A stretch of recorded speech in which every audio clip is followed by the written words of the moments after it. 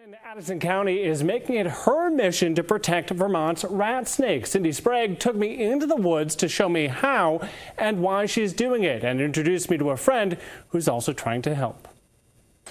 So we're going to go check out this chicken coop because we know that we've found a lot of rat snakes here before. You guys have a lot of snakes, not just rat snakes, but just a lot of snakes here. This is probably just born this year. How did you come to love snakes?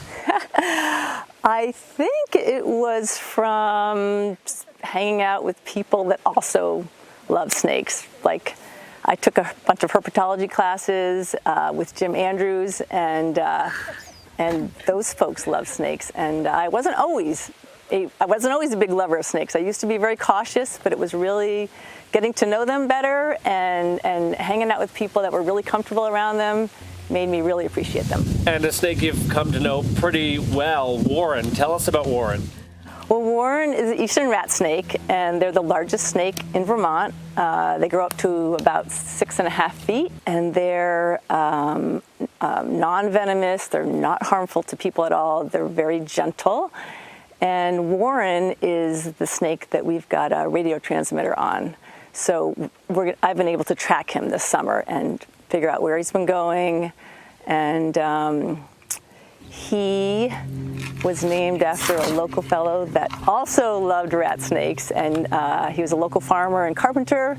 And he actually built a basking platform for him. For all the rat snakes, and so we named the snake after him. You clearly love the work that you're doing. What are you trying to accomplish with this research? Well, our main goal is to find, this is an isolated population, the northern population of eastern rat snakes in Vermont. And it's a threatened species, and we want to know where they're overwintering, so where their hibernacula is, so that that area can be conserved because it's so important to them. What do you make of Cindy's work?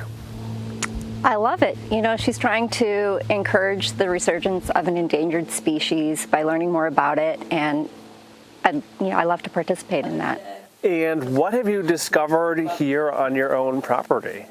Well, we've seen a lot of rat snakes, and they've been around for years.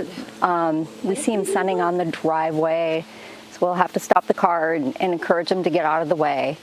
So the snakes have been around, and it's fun to learn more about them.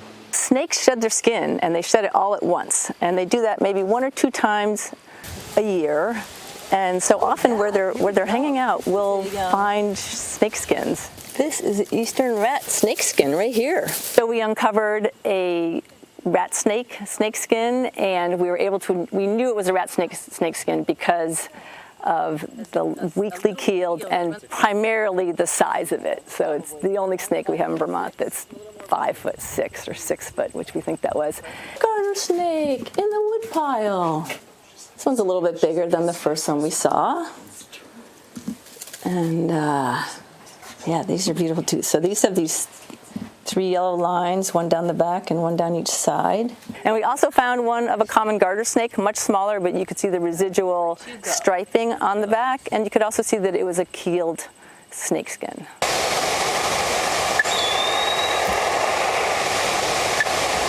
So when I'm radio tracking Warren, sometimes it's very easy, but now that he's moved around a little bit more and there's cliffs in the area and just a lot of things that the signals can bounce off of, it makes it a little more challenging. Hey, what did we find?